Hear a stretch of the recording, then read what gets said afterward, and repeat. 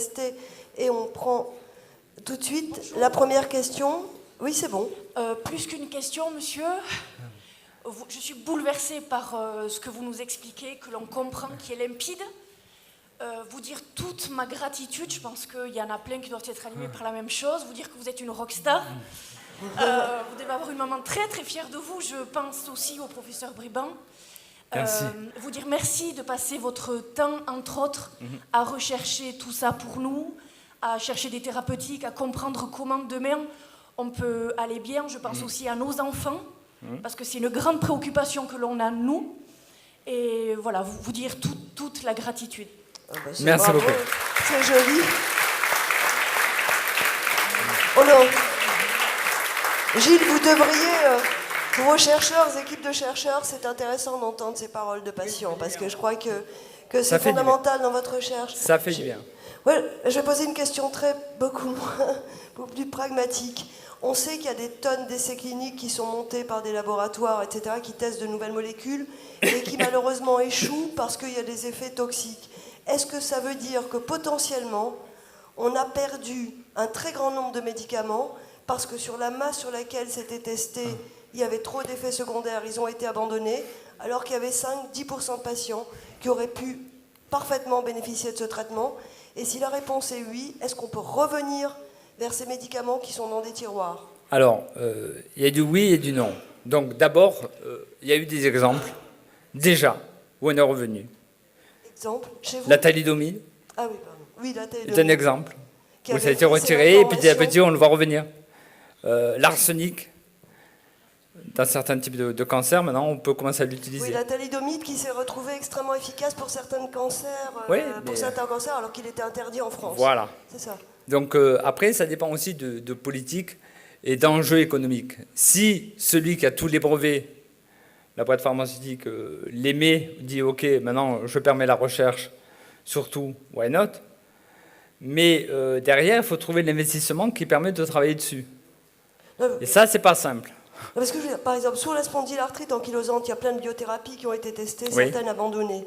Est-ce qu'on peut imaginer que 5% de patients qui, génétiquement, pouvaient parfaitement répondre, qui ont malheureusement pas pu en bénéficier parce que le traitement a été abandonné parce qu'il y avait des effets secondaires, pourraient, demain, parce que grâce à ces progrès que vous faites dans la génomique, etc., devenir accessibles? Oui, je le pense. Et de l'autre côté, ça veut dire aussi que, enfin, il faut qu'un médicament, quand il est essayé, on voit bien que chez certains, ça marche. Toujours. Mais si ça ne marche pas chez la plus grande partie, finalement, il n'atteint pas ce qu'on appelle le gold standard par rapport à un autre traitement. Et après, encore faut-il montrer que la personne chez qui ce médicament X, qui finalement ne va pas atteindre le marché, va être retiré, ce médicament X, a un effet supérieur chez le patient sur lequel on traite la thérapie Y, qui va peut-être marcher aussi. Donc, ce n'est pas aussi simple que ça. Non. Mais on peut tout à fait imaginer, en revanche, d'avoir une panoplie beaucoup plus importante et beaucoup plus large. Oui. Vous voulez répondre aussi, professeur Briban, à ma question? Vous avez compris l'apport. Oui, l'enjeu économique est énorme dans ce cas-là, parce que pour développer un médicament qui soit sûr, il y a des investissements qui sont considérables. Donc, ce qui fait que, bon, c'est vrai que ça élargit un peu le débat, mais beaucoup de patients se préoccupent surtout des effets secondaires des médicaments. Il faut savoir qu'aujourd'hui, les médicaments qui atteignent la mise sur le marché, qui sont remboursés et commercialisés, ont fait la preuve d'une efficacité avec un risque faible, voire extrêmement faible. Sinon, ils n'arrivent pas jusque-là. Oui, mais sur un très grand nombre. Non, mais ça, c'est pour assurer la sécurité. Oui. Ah, oui, alors, mais c'est ça, la problématique, c'est le très grand nombre. Sur un très grand nombre. Donc là, il y a deux aspects. Il y a la toxicité des médicaments, mais aussi le manque d'efficacité. Bon, moi, j'en prends un tout simple, on parlait de biothérapie, le tocilizumab. Tocilizumab, ça marche bien dans la polyarthrite rhumatoïde, ça marche mal dans la spondylarthrite. Donc l'essai qui cherchait à démontrer l'efficacité, parce que c'était l'hypothèse, a été négatif, ce qui fait que le développement a été arrêté dans l'indication spondylarthrite pour le tocilizumab.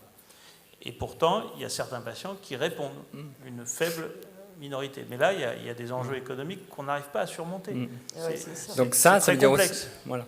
Mais ça veut dire aussi qu'il faut avoir déjà l'outil qui permet de dire Celui-là, ces patients vont répondre. Ouais, c'est ça.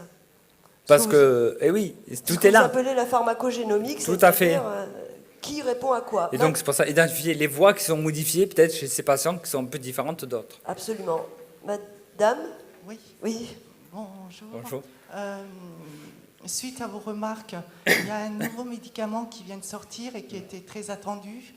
Alors vous me dites si je me trompe ou pas. L'anti-IL-17. Ouais. C'est le Cosentrix Le Cosentyx. ou les Cosentres.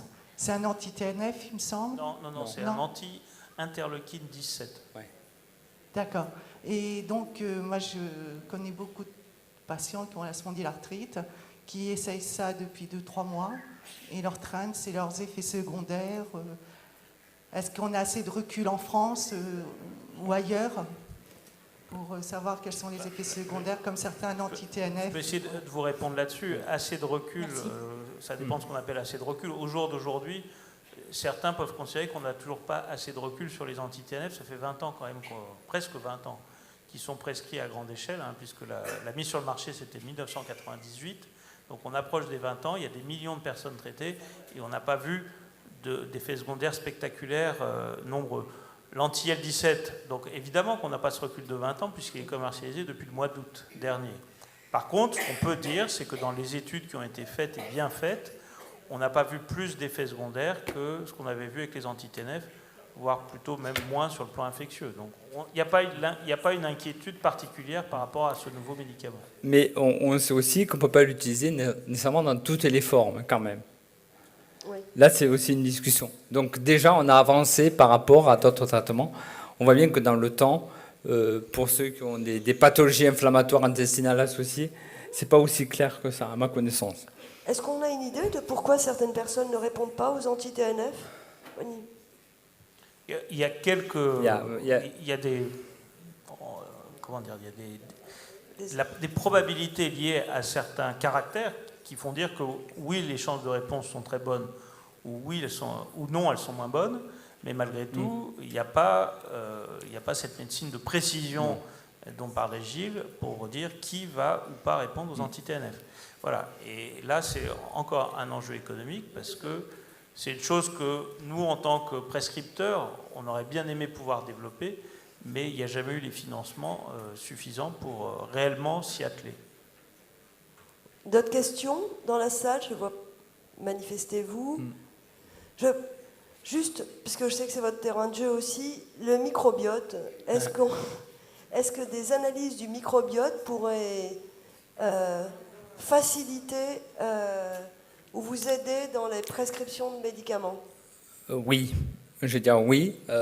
Alors on n'est peut-être pas encore là dans la spondylarthrite, même si on fait des études extrêmement poussées là-dessus. Je pense que là dans le monde, on est parmi ceux qui avons, à part les Chinois, lancé la plus grosse étude là-dessus. Bravo. Mais ce qu'on sait, c'est que, en tout cas, c'est aussi la Cancero qui a pu voir ça en premier, c'est que le microbiote, c'est aussi là, quand vous prenez un médicament oralement, ben c'est là où se retrouve le médicament en premier.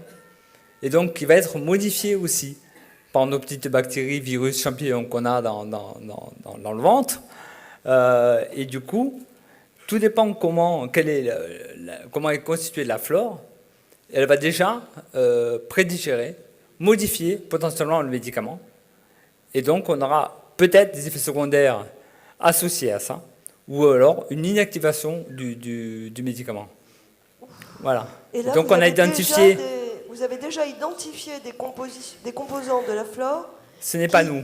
Ce n'est pas nous. Oui, Non. On a identifié. On a identifié sur un traitement anticancéreux particulier. Maintenant, de là, le transformer maintenant en essai, en identification. Donc là, il y a une grande étude sur laquelle ont été mis, juste pour vous donner une idée quand même, pour arriver au test qui va permettre de répondre clairement à ça. Il y a à peu près, l'État a mis 5 millions, les compagnies privées 5 millions, donc sur une étude là de 7 ans. Donc il y a 10 millions d'euros qui sont mises juste pour répondre à ça sur 2 traitements en cancérologie. D'accord. Et est-ce que dans la spondylarthrite, puisque aussi on sait que la flore intervient dans la réponse immunitaire, on peut imaginer traiter à terme des gens atteints de la spondylarthrite par des traitements qui jouent sur la flore? Je ne vais pas parler de transplantation fécale, sinon tout le monde va en hurler. Mais est-ce qu'on peut imaginer modifier la flore intestinale pour... Tout à fait. Oui, oui. Ah d'accord. Je ne m'attendais oui. pas à un oui comme ça, mais bon. Ben oui. La flore, faut voir, d'abord, pour la modifier, quand on prend un antibiotique, vous la modifiez, votre flore intestinale. Hein. Vous vous en rendez bien compte, hein, quand il y a des effets secondaires très clairs, d'accord Et bien ça, c'est quand on modifie sa flore intestinale, rien d'autre. Donc après, c'est la guerre en continu, mais avec un statu quo complet. Vous avez des milliards de bactéries différentes dans votre flore intestinale, mais vous avez une flore des bronches, une flore sur votre peau, les flores vaginales, enfin, il y a toutes les muqueuses ont des flores particulières. Et bien lorsque les bactéries se développent, elles sont en équilibre les unes avec les autres. D'accord ? Ce qu'on a pu voir, et là on a un article qui va bientôt paraître, j'espère, c'est un gros travail aussi qui a été lancé avec Maxime et avec l'INRA, c'est que chez des patients, on avait des modifications de la flore intestinale et on a identifié des bactéries en particulier qui pouvaient être soit extrêmement plus présentes, alors au niveau d'une flore, hein, mais ça peut être 10 fois plus présente que dans les conditions normales, ou alors 10 fois moins présente. Et donc la question c'est qu'est-ce que font ces bactéries? Et donc on travaille derrière à la compréhension du rôle de la bactérie mise en évidence pour savoir tout son métabolisme, ce qu'elle fait, et donc derrière les conséquences potentielles sur la réponse immunitaire ou alors même sur la réponse à des traitements. Voilà. On est impatient d'avoir, je pense, l'année prochaine, vous nous expliquerez, vous présenterez les résultats. Oui, je pense qu'on aura plus là, clairement. Et dans l'entrée dans la maladie, cette flore pourrait jouer également un rôle? Bon, après, j'arrête avec les questions. Non, c'est une vraie question. Hein, c'est cause ou effet, hein, c'est toujours le même point. Ce qu'on sait aussi, c'est un point qui est, je réponds un peu de façon un peu détournée, c'est qu'il y a aussi un lien entre génétique et flore intestinale. C'est-à-dire qu'on s'est rendu compte, et là particulièrement sur la maladie de Crohn, qui parfois est associée à la spondylarthrite, que dans un groupe de patients très précis, ils avaient des variants génétiques d'une maladie d'une molécule qui est une molécule de sensibilité à certaines bactéries. D'accord ? Et donc, ceux qui avaient ce mutant avaient une propension plus forte à faire des pathologies un peu sévères. Donc, hop, on commence à voir et on a identifié les bactéries qui utilisaient ce système pour se développer plus avant. Donc, on peut se dire là qu'on peut rétablir un système dans le contexte d'une génétique donnée avec impact sur la flore. Donc, je pense qu'à terme, on arrivera à ça. Je ne dis pas que c'est demain étant dans les 5 prochaines années, mais dans les 10-15 prochaines années, je suis à peu près convaincu qu'on y sera. C'est une belle note d'espoir, en tout cas. D'autres questions, parce qu'on arrive malheureusement au terme de cette magnifique journée.